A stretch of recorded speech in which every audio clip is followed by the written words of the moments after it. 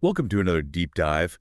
Um, Today we're going to be looking into Mohnish Pabrai. Mohnish Pabrai. Yeah, you do know him, right? The billionaire investor. Oh, yeah. Yeah, sometimes called the Indian Warren Buffett. Okay. We're going to be looking at his interview on the My First Million YouTube channel Okay. and trying to pull out some actionable wisdom about business investing and success from his journey. Cool. I mean, the guy's got close ties to Warren Buffett and Charlie Munger, right? So there's definitely some wisdom to glean there for sure.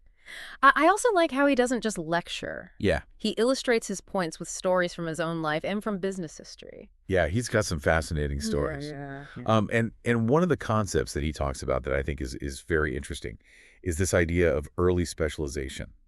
Okay. So this idea that between the ages of 11 and 20, there's kind of this critical period for really honing in on an area of expertise. Like a superpower waiting to be unlocked. Yeah. So why does this window exist? It has to do with brain development. Yeah, explain that. Well, human babies are actually born with really underdeveloped brains. Okay. And the reason for that is the limitations of the birth canal. Right. So for the first 5 years or so after birth, our brains grow like crazy, forming tons and tons of new connections. And then things change a little bit between the ages of 11 and 20. Yeah. That's when the brain starts pruning. Pruning. Yeah, pruning those connections, keeping the strongest ones. Okay. And that allows us to develop deeper expertise in specific areas. So it's not just about adding more connections. It's about refining and strengthening. Exactly. It makes us more efficient. Yeah. And allows us to really excel in the areas we focus on. Okay. Like training for a marathon. At first you build up endurance, but then you focus on speed and efficiency. Right. So, I mean, I guess the point here is that starting young gives individuals an almost unassailable edge, right? Yeah, Pabrai points to people like Michelangelo and Bill Gates and, of course, Warren Buffett. Yeah. To illustrate this point, someone who starts coding at 11, like Bill Gates, is likely to be way ahead of someone who starts at 20. Even after decades of practice. All right. That early start is a huge advantage. Okay. So, I mean, I guess the next question is if someone didn't have that laser focus between 11 and 20, are they out of luck? Not at all. And Pabrai himself is a great example of that. Okay. He didn't necessarily follow a traditional early specialization path. Yeah. But his childhood experiences with his entrepreneurial father were like an unexpected business education. So what happened? Well, he describes those years as like a real-life MBA crash course. Oh, wow. He and his brother were basically acting as their father's board of directors. Really? Yeah, brainstorming, strategizing, trying to keep the family business afloat. So even though it wasn't formal education, those experiences really honed his business acumen. Exactly. It was trial by fire. Yeah. But it taught him invaluable lessons about problem-solving, decision-making, and resilience. I think that's really encouraging for anyone listening who might feel like they took a less conventional path, right? Totally. It's not always about formal credentials. Yeah. Sometimes the most valuable lessons come from real-world experiences. Okay. It's about recognizing the skills and perspectives we've gained from our own unique journeys. It's interesting you say that because when you think of Warren Buffett, you think of him as like this investor who's always just like poring over balance sheets and. Right, from a young age, like Yeah. a little professor. Yeah, but Pabrai actually paints a very different picture of a young Warren Buffett. Oh, really? Yeah, he actually describes him more as a hustler. A hustler. Yeah, hustler. That's not the image that usually comes to mind. I know, right? So what kind of hustling did young Warren get up to?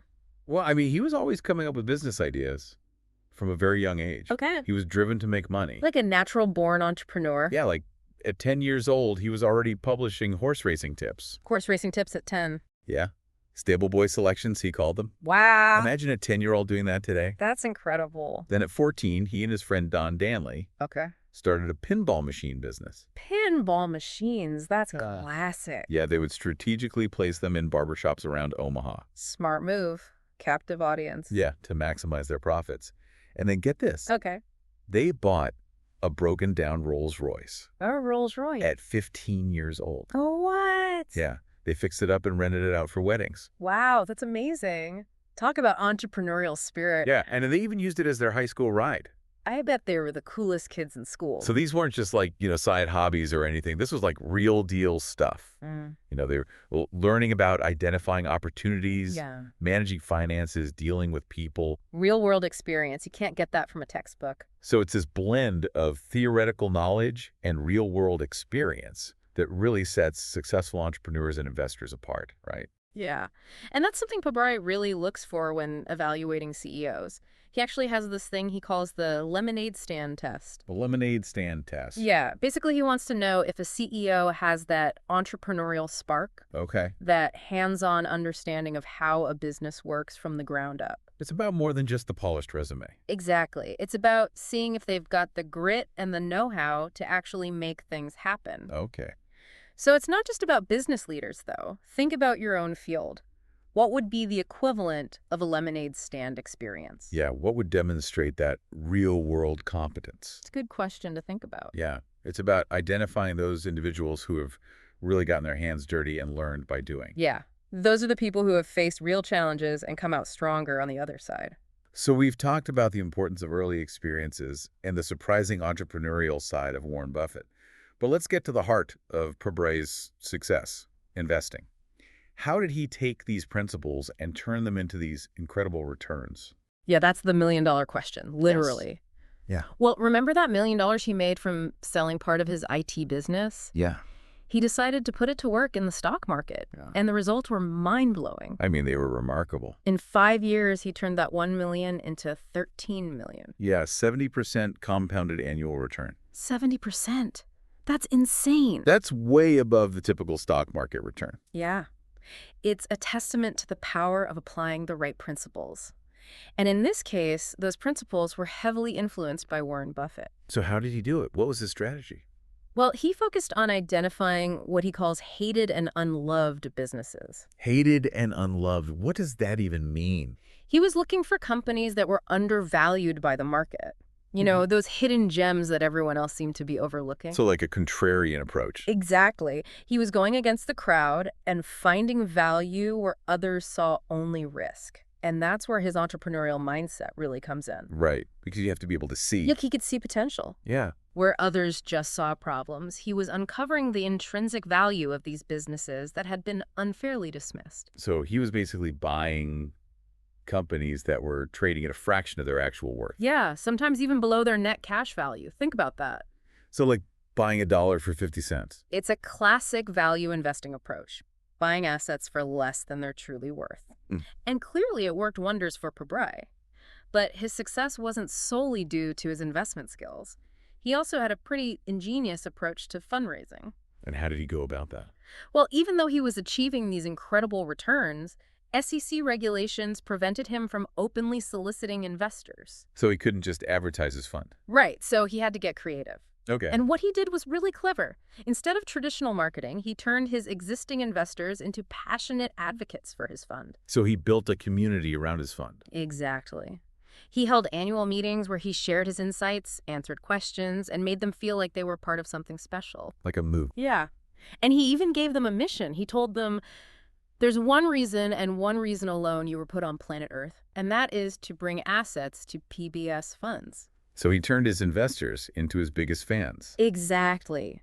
He created a sense of purpose and belonging, and it fueled their enthusiasm to spread the word and attract more investors. That's really smart. It's a great lesson in the power of building authentic relationships and fostering a shared vision. Totally. Instead of focusing on aggressive marketing, he cultivated a community of true believers. People who were not just financially invested, but also emotionally connected to his success. Exactly. It shows that sometimes the most effective growth comes from genuine connection and shared passion. Okay, so we've got this guy who's killing it in the market. Yeah. You'd think he'd be like constantly buying and selling, chasing the next hot stock. I think so. But his approach is actually the complete opposite. Oh, really? He's a firm believer in what he calls circling the wagons. Circling the wagon. Yeah, he emphasizes inactivity in investing. Inactivity. That's interesting. Yeah, and it was inspired by Warren Buffett's own admission that in 58 years of running Berkshire Hathaway, only 12 decisions Wow. truly moved the needle. So it's about quality over quantity. Yeah. Making a few really big bets and then being patient. Yeah, It's not about making a ton of moves. Right. It's about making a few exceptional ones. Okay. And then just holding on to them. That makes sense. So it's kind of like a baseball analogy. Yeah. There are no called strikes in the stock market. Oh, okay. You can let 1,000 pitches go by without swinging. Exactly. The key is to wait for that perfect pitch. Yeah, that exceptional opportunity. And then you swing for the fences. So resisting the urge to constantly tinker and trade. Yeah. Sometimes the most profitable action is to do nothing. Yeah. Just let your investments compound over time. It's a philosophy that emphasizes patience and discipline over impulsiveness and trying to time the market, right? Exactly. It's about finding those rare businesses that are truly exceptional and then letting them grow. Okay. And this philosophy isn't just about investing either. I mean, this could be applied to other areas of life too. Think about it. Where in your life could you benefit from a less is more approach? Right. Are you spreading yourself too thin? Exactly. Maybe it's time to simplify and streamline your efforts. Okay. Focus on the things that really matter and let go of the rest. Okay. Well, now shifting gears a bit, Pabrai also talks about this fascinating story of the Patel community Oh, yeah. and their remarkable rise in the American motel industry. The Patels. Yeah. I've heard about their success, but tell me more. Well, it's really a story of resilience, adaptability, and like this incredible entrepreneurial spirit in the face of adversity. Adversity. What kind of adversity? Now, imagine this. In the early 1970s, thousands of Patels Okay. were expelled from Uganda by Idi Amin. Wow, I didn't realize that. Yeah. That's terrible. Stripped of their possessions, forced to flee their homeland. So they came to America as refugees. They arrived in the U.S. facing immense challenges and uncertainties. It must have been incredibly difficult. It was. But instead of being defined by their circumstances, they saw opportunities where others saw only obstacles. Okay, so how did they do it? Well, they leveraged their strong family bonds and their incredible work ethic to build a new life. In a totally unfamiliar environment. Exactly. That's impressive. And they focus on this really simple yet powerful strategy. What was it? Low-cost operations and just relentless efficiency. Okay. They started by purchasing small, often run-down motels. Okay.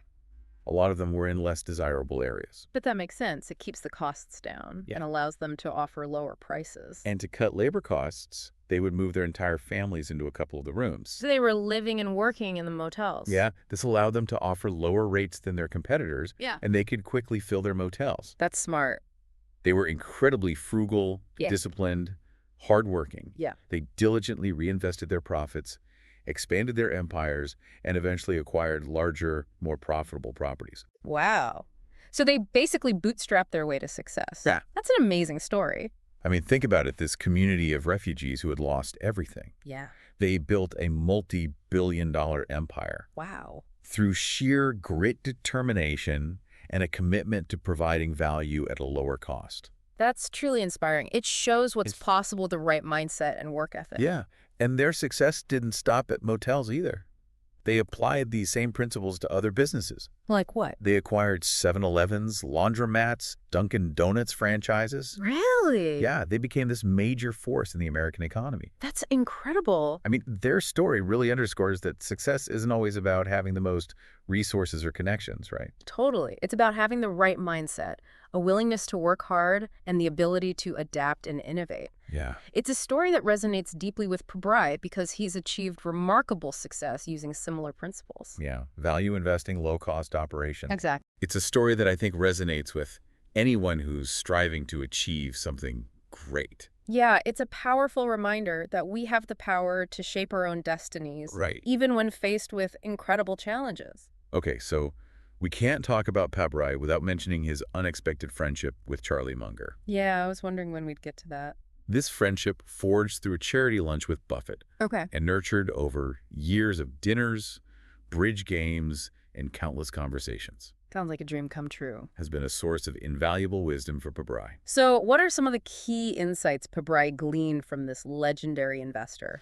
Well, Munger gave him some really profound advice that goes beyond investing and applies to life in general. Okay. He stressed the importance of being a harsh grader of people. A harsh grader. Yeah. It's not about being unkind or judgmental. Okay. It's about recognizing that the company we keep has a profound impact on our lives, our values, and our success. So it's about surrounding yourself with the right people. Exactly. Be really selective about the people you let into your inner circle. That makes sense. Look for people who inspire you, who challenge you, who encourage your growth.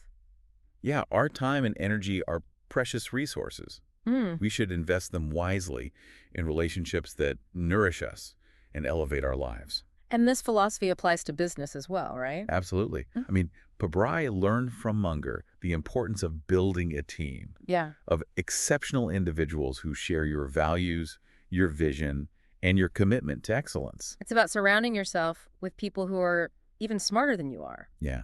People who can challenge your assumptions, push you to be better. And when it comes to decision-making, Munger always encouraged the long-term perspective, Okay. considering the second and third order consequences of your actions. Yeah, don't just focus on the immediate impact. Think about the ripple effect. Exactly. That's smart. He was known for this critical thinking, this ability to question conventional wisdom and just see the world through a different lens. A true iconoclast. And he was also a huge advocate for multidisciplinary learning. What do you mean by that? So he didn't just stick to finance.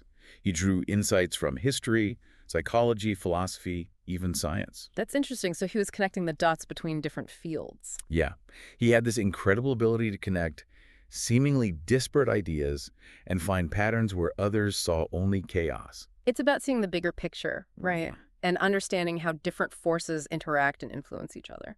Okay, but perhaps the most poignant lesson that Pabrai learned from Munger is actually reflected in his simple yet profound epitaph choice. Epitaph choice. Yeah. What did he choose? I tried to be useful. Wow, that's powerful. Just 4 words, but they speak volumes. Those 4 words encapsulate Munger's commitment to lifelong learning, to service, and to making a positive impact on the world. It's not about ego or wealth. It's about making a difference, Is leaving it- the world better than you found it. It's a powerful reminder that success isn't measured by your bank account, but by the impact you have on others and the legacy you leave behind. It's a challenge to all of us. How can we be more useful? Yeah. How can we use our talents, our resources, our time to make a positive difference? So, as we start to wrap up this first part of our deep dive into the world of Mohnish Pabrai, I want to leave you with a question to ponder. Okay, I'm intrigued. Pabrai's journey was full of these unexpected twists and turns. Yeah, he didn't follow a straight line to success. Right. And it raises an important question for all of us. What is it?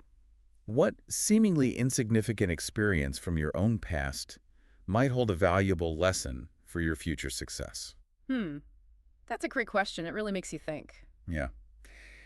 We'll pick up this discussion in part 2 of this deep dive, so be sure to tune in for more insights from Mohnish Pabrai. I'm looking forward to it. Mm-hmm. Yeah, it really makes you think about all those experiences that we just kind of brush off, Yeah, like those moments that didn't go as planned, or even felt like failures at the time. Right. What if they actually hold these valuable lessons? Yeah, those hidden gems of wisdom, Yeah. if we just take the time to reflect on them. So it's about having the curiosity to go back and revisit those moments. Yeah. And analyze what went right, what went wrong, and just what can we learn from them. Exactly. It's about reframing our perspective. Okay. And seeing those experiences not as setbacks, but as opportunities for growth. And I think Pabrai's journey is a perfect example of that. Yeah, how so? Well, he faced a lot of challenges along the way, right? Mm-hmm. But he always saw them as learning experiences. He didn't let those setbacks define him. Yeah. He used them as fuel to propel him forward. That's a great mindset to have. Yeah. And one of the most valuable lessons he shares is about embracing failure. Embracing failure. Yeah. As an integral part of the journey. That's a tough one for a lot of people. He doesn't shy away from his mistakes. He analyzes them, learns from them, and uses those lessons to refine his approach. So it's not about avoiding failure. It's about learning from it. Exactly. Yeah. Success isn't a straight line. It's a process of trial and error. Yeah. Taking risks and learning from both our successes and our failures. And having the resilience to get back up when you fall down. Exactly. It's like that saying, fall 7 times, stand up 8. So, we've been talking a lot about Pabrai's investment strategies, but let's go back to this idea of investing in hated and unloved businesses. Yeah, let's unpack that a little bit. So what does that actually mean in practice? Well, it's about looking for companies that are undervalued by the market, often because of temporary setbacks, Okay. or maybe negative news, or they're just being overlooked by most investors. So he's looking for those diamonds in the rough. Exactly. He's a contrarian investor. Right. He goes against the crowd and finds value where others see only risk. And he's got a really good example of this. Yeah, what is it? His investment in Frontline Ltd. Frontline. Yeah, it's a shipping company. Okay. And they were facing some headwinds at the time. So a lot of investors were steering clear. Yeah, but Pabrai saw an opportunity. He recognized that the company had valuable assets and a strong potential for a turnaround.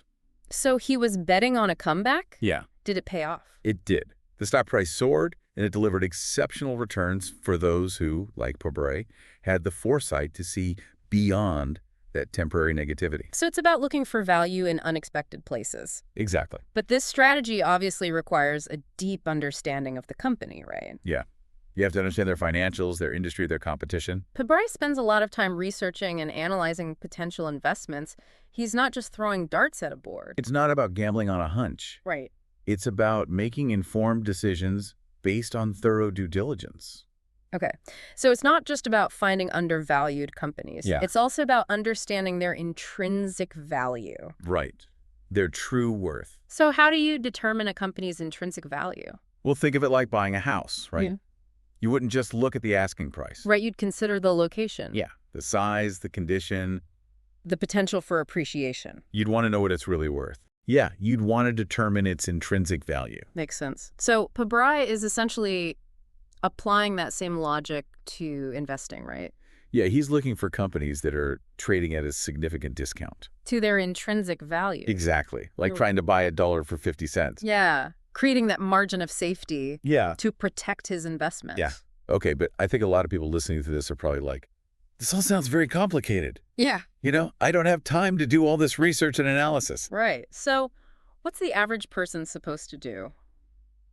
Well, Pabrai actually offers some reassuring advice. Okay.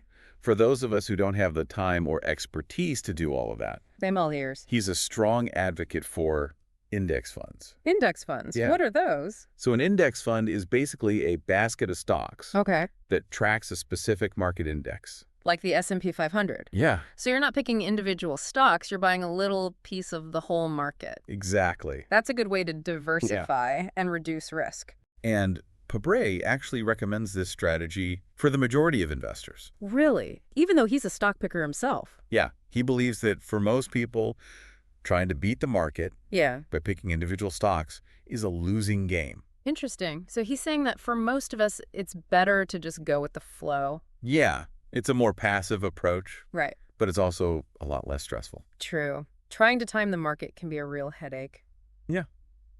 And it often leads to costly mistakes. Especially if you're letting your emotions drive your decisions. Yeah. Fear and greed can really cloud your judgment. Sticking with a low-cost index fund, though, is a disciplined approach that leverages the power of compounding over time. Compounding. That's like the eighth wonder of the world, right? Pabrai's a huge believer in the power of compounding. Yeah. Earning returns on your returns. Yeah. Let those investments grow exponentially over time. It's like a snowball rolling down a hill, getting bigger and bigger. Yeah. The sooner you start, the more powerful the effects. He's got a really compelling example that he uses to illustrate this. He points out that if you invested just $100 per month, starting at age 20, Okay. and earned an average annual return of 10%, by the time you reach retirement age, you would have over $1 million. $1 million from just $100 a month. Yeah. It highlights the importance of starting early and just letting the magic of compounding do its thing. So even small amounts invested consistently over time Yeah. can grow into a substantial nest egg. Exactly. Yeah. Well, but, you know, we've been talking a lot about investing, but I think it's important to emphasize that Pabrai's insights go beyond just finance. Yeah, I agree. He's got a lot to teach us about life in general. His stories about hard work, determination, Yeah. a commitment to learning and growth. He's always seeking knowledge. Not just about investing. Yeah, about a wide range of subjects. He's a voracious reader. Yeah, he attends lectures, he engages in conversations. He embodies that spirit of lifelong learning. Yeah, he recognizes that knowledge is power, and that the more we learn, the better equipped we are to navigate life's complexities and achieve our goals. And he's also a big believer in giving back. Oh yeah, he's founded several charitable organizations focusing on education and healthcare in India. So he's using his success to make a positive impact. Yeah. I've used philanthropy as an integral part of a meaningful life. It's inspiring to see someone who's achieved so much financially also prioritize social impact Yeah. and contribute to the betterment of society. It really speaks volumes about his character and values. So Pabrai's journey is full of valuable lessons. Yeah. He reminds us that success is often the result of hard work, Yeah. continuous learning, and a commitment to making a difference. Embracing challenges, seeking out opportunities. And never losing sight of what truly matters. Right. And as we wrap up this second part of our deep dive, I want to circle back to that thought-provoking question we posed earlier. Okay. The one about the seemingly insignificant experience. Yes. What seemingly insignificant experience from your own past might hold a valuable lesson for your future success? Is a question that's worth pondering. It really is. Sometimes the most profound insights come from unexpected places. Yeah. From those seemingly ordinary moments that reveal hidden gems of wisdom. Yeah, it makes you think about, those moments where things maybe didn't go exactly as planned. Right. Or even, like you said, those times that felt like failures. Yeah. What if those experiences are actually the ones that hold the most valuable lessons? Yeah, like maybe those are the ones that shape us the most. Exactly. They teach us resilience, adaptability. Problem solving. Yeah, all those essential skills that we need to succeed. And I think Pabrai's journey is a testament to that. Definitely. He didn't let those challenges break him. He learned from them and kept going. He turned those setbacks into stepping stones. And one of the key takeaways from his story is that embracing failure is essential. Embracing failure. Isn't that kind of counterintuitive? It might seem that way. But think about it. Failure is inevitable. We all make mistakes. The key is not to avoid failure, but to learn from it. So it's not about being perfect. Right. It's about being willing to experiment. Yeah, to take risks. Yeah, and to learn from those experiences, whether they're successes or failures. Success isn't a straight line. It's a messy, winding path. Yeah, with lots of twists and turns. And it's those twists and turns that make the journey interesting. And those are the moments that teach us the most. Exactly. And another important aspect of Pabrai's journey is the role of mentorship. Oh yeah, his relationship with Charlie Munger. Yeah, a perfect example of how having someone to guide and inspire you can make all the difference. Munger's wisdom and insights have clearly shaped Pabrai's approach to investing in life. It's like having a wise old sage in your corner offering advice and perspective. Yeah, someone who's been there and done that. And I think it highlights that we don't have to figure everything out on our own. Yeah, find those mentors, those people who can support you and challenge you. People who can help you see things from a different angle. Right. And push you to grow. And as we wrap up this deep dive into the world of Mohnish Pabrai, I want to leave you with one final thought. It's something that he embodies, and it's something I think we can all aspire to. What's that? The idea of being a learning machine. The learning machine. Yeah, constantly seeking knowledge, Okay. expanding your horizons, challenging your assumptions. So never stop learning. Exactly. Pabrai is a voracious reader, attends lectures, engages in thought-provoking conversations with brilliant minds. He's not content with just mastering one area of expertise. Right. He's always pushing himself to learn and grow. Yeah, he recognizes that the more we learn, the better equipped we are to navigate the complexities of life and achieve our goals. It's a powerful message for all of us, no matter where we are in our journey. Yeah. There's always more to learn, more to explore, more to discover. So it's that continuous learning and growth that really leads to a more fulfilling and impactful life. Exactly. So as you go about your day, your week, your year, I encourage you to really embrace that spirit of the learning machine. Yeah. Seek out new knowledge. Engage in thought-provoking conversations. Never stop asking questions. You never know where that next nugget of wisdom might come from. Yeah, or how it might shape your future success. And remember, the most remarkable journeys often begin with a single step. Yeah. A spark of curiosity, a willingness to explore the unknown. So keep diving deep, keep learning, keep striving to make a positive impact on the world. Well said. I think that's a great note to end on. Yeah. Thanks for joining me for this deep dive into the world of Mohnish Pabrai. It was my pleasure. Always inspiring to learn from the greats. Yeah, he's a fascinating guy with a lot of wisdom to share. Absolutely. And hopefully our listeners have gleaned some valuable insights from this conversation. And until next time, keep those minds engaged and those learning machines humming. Cheers to that.